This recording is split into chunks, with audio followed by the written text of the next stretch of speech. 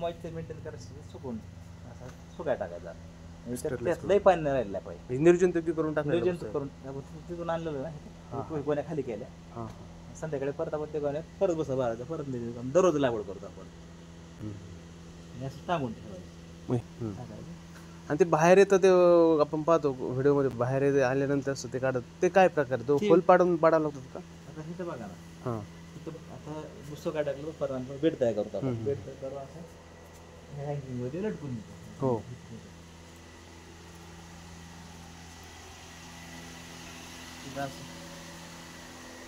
लटकून देऊ.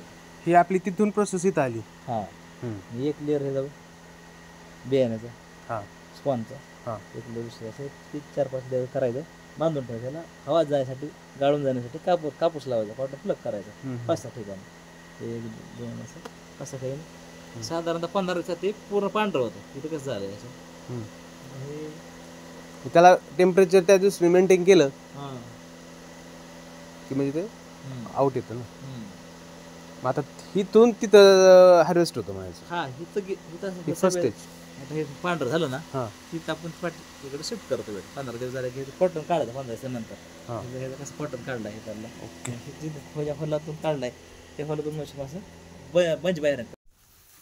हा आपण पाहतोय सगळ्यात मोठा 100 किलो दिवसाला उत्पादित करणारा मशरूम प्लॉट. तो अत्यंत उत्तम पद्धतीने केलेले नियोजन आणि चांगल्या गुणवत्तेची असलेली मशरूम जवळपास आपल्याला 7-8 व्हरायटी पाहायला मिळतात. तर चला तर आपण त्यांना प्रश्न विचारूया. गार करायचं जरा लय नाही मारायचं हलकच मारायचं पण ते गरम होते जरा. आता हे किती दिवसांनी हार्वेस्टिंग होईल? हे साधारणतः हे उद्या परवा हार्वेस्ट होईल. आता एक तुमचे जे 1 टाइम जो प्लॉट आहे तुमचा म्हणजे किती टक्के हार्वेस्ट होतो समजा तुमचे? आता 1 टाइम बेड भरण्यावर बेड कमी होत इकडे बेड किती आहे आता ह्याची क्षमता किती?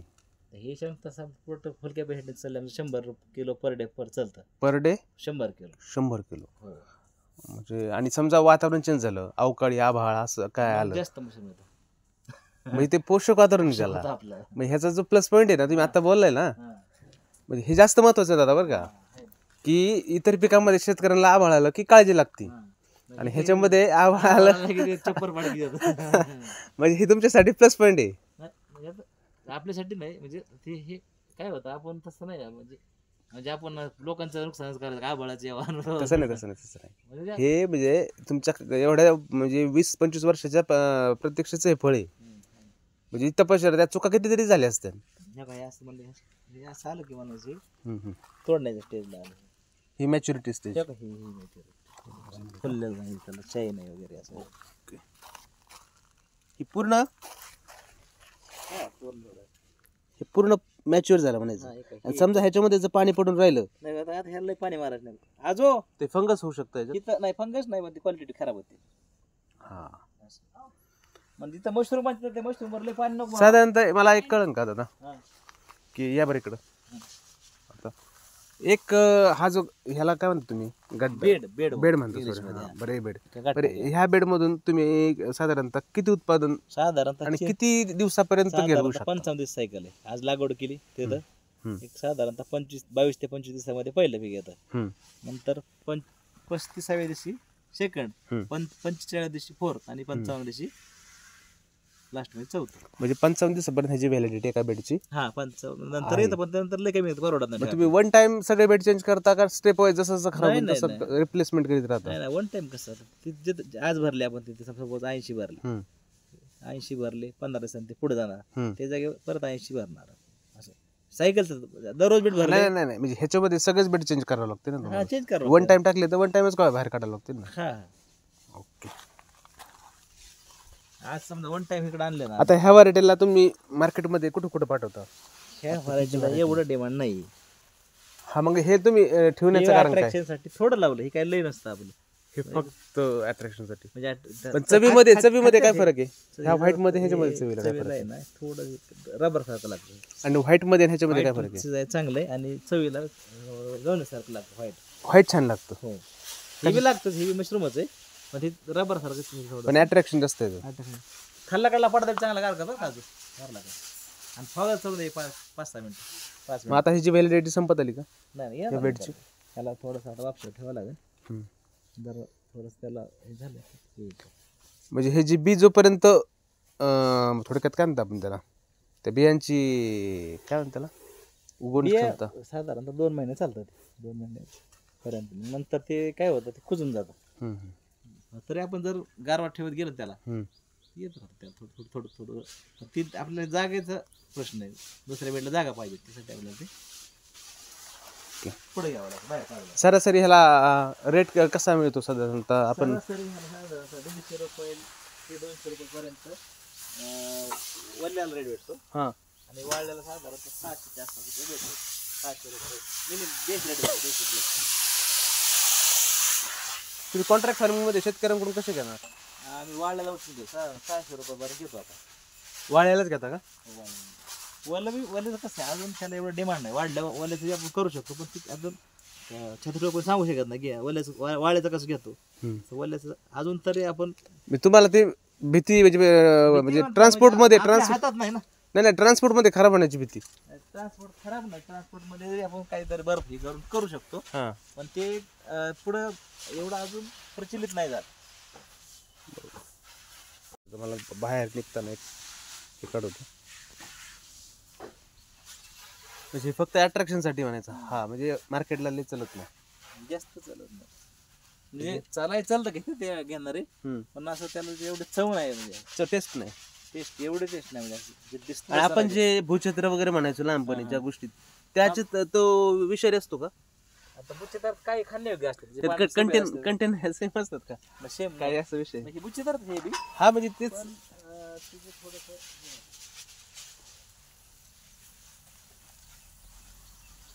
हे आपलं क्षेत्र इकडंच. इथं पण तुमचं वाढवायचं नियोजन असतं?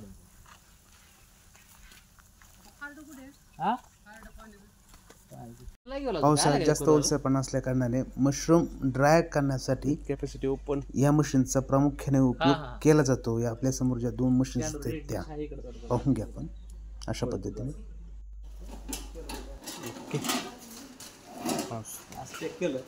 वर्षभर काय होत नाही, ठेवायची गरज नाही. आणि पाण्यामध्ये टाकलं तर परत ते मूळ स्वरूप धारण करतं. कोमट पाण्यात टाकलं ना फुगत, मूळ स्वरूप नाही तर एवढं नाही, ते बऱ्यापैकी सोयाबीन बॅटर. पण ते कसं होतं, आता जे पूर्ण पांढरं असतं हे लगेच अट्रॅक्ट करतं कस्टमरला ना. म्हणजे आता आपण समजा गिराईक म्हणून गेलो, कसं आहे आपलं प्रोडक्ट त्यामुळे आपल्याला जरा थोडंसं आपलं चांगलंच वाटणार. थोडंसं पावसाळ्यात निघाल्यामुळे थोडं जरा डार्क थोडं शेड आहे यार. सर असं व्यवस्थित ऊन असलं आता हा माल कुठे जाणार? मला भारतात सगळीकडे जातो आपलं, जिथं कुरिअर थ्रू का पोस्टाने म्हणा किंवा काय ट्रॅव्हलने कुठं काय आपण शेतकऱ्यांचं विकून देतो, मग त्यांना आता आपण बोलू ना कॉन्ट्रॅक्ट फार्मिंग. कॉन्ट्रॅक्ट फार्मिंग मध्ये आपण काय काय प्रोव्हाइड करणार शेतकऱ्यांना? कॉन्ट्रॅक्ट फार्मिंगमध्ये त्यांना आपण ट्रेनिंग देतो. ट्रेनिंग म्हणजे काय, एक दिवस प्रॅक्टिकल असते, एकदम ते काय ना. आणि त्याच्यामध्ये जे काही आपलं बेसिक हे प्रॅक्टिकल जे आम्ही 20-25 वर्ष काही हे केलं ते तुम्हाला शेअरिंग होतं. आणि मग जोपर्यंत तुमचं पेंटर होत नाही तोपर्यंत तुम्हाला आमचं एका प्रकारात तुमचं काही अडचणी ते आम्ही सोल्व करतो. प्लॅन स्टेबल होत नाही तोपर्यंत. प्लस मार्केटिंगला मदत, आपण चार्ज घेतो 10,000. हा जो शेवटचा मुद्दा आहे मार्केटिंग. पिकवायला तुम्ही किती टनेजमध्ये घेता, पण मार्केटिंगला सगळ्यात मोठा अडथळा आहे. आता ही गव्हाची प्रोसेस कशी पाहू शकतो.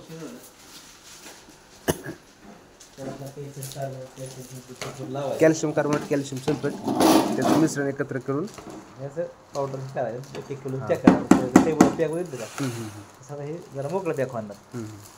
मोकळं पॅक झालं ही स्टेज डायरेक्ट आपण लॅबमध्ये जातं का? हे नंतर लॅबमध्ये जातं ना की आता हे भरलं ना, हे 8 किलोमध्ये उच्च दाबमध्ये जवळजवळ 350 डिग्री जवळजवळ 121 तापमानाला ठेवला जातो पिपी बॅगमध्ये. नंतर मग ते थंड झाल्यानंतर लॅबमध्ये गेल्यानंतर लॅमिनर कसे नाही, लॅमिनर शुद्ध वातावरण देतं. त्या शुद्ध वातावरण कल्चर ते पहिले मदर कल्चर करावं लागतं. मदर कल्चर मास्टरचं हे कमर्शियल फॉन, ह्याच्यामध्ये आपण ते कल्चर टाकतो. नंतर 10 दिवसांनी फॉन करा. त्यासाठी कच्चा हा शिजलेला गहू. ओके, हे त्यासाठी म्हणजे बेसिक मीडिया. ओके, बेसिक मध्ये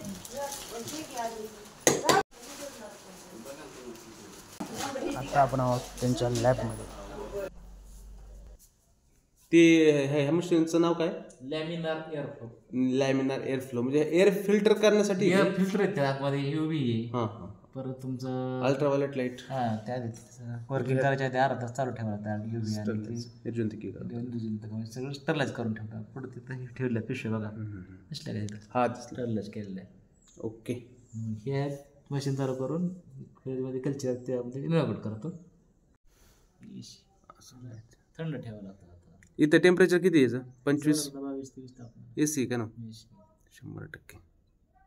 हे सगळं बिया नाही म्हणायचं. म्हणजे शेतकरी जर आले समजा मी लगेच देऊ शकता. एक्सपायरी टाकायची बरं का? ओके. नाही कोणा टाकली एक्सपायरी म्हणजे पॅकिंग आज पॅकिंग केलं 9 तारीख टाकली. Before 5 days from date of packing. म्हणजे पॅकिंग केल्यापासून ते 5 दिवसापर्यंत वापरायचं. वापरायचं. आता हे डायरेक्ट हार्वेस्ट केलंय का आपण त्या आता हार्वेस्ट केला बेड पासून बेड म्हणून? हा. Store in refrigerator.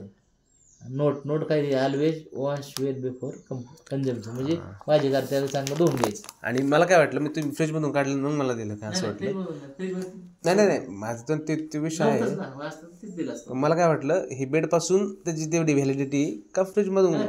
सकाळीच ठेवतो आम्ही. सकाळी हार्वेस्ट करतो, सकाळी पाठवतो. Protein 3.1 ash 6.2 calories 32 calories carbohydrates 6.5 MBCND. Okay. सुंदर वेस्ट मशरूम. तुम्ही बी करू शकता म्हणजे. थँक्यू.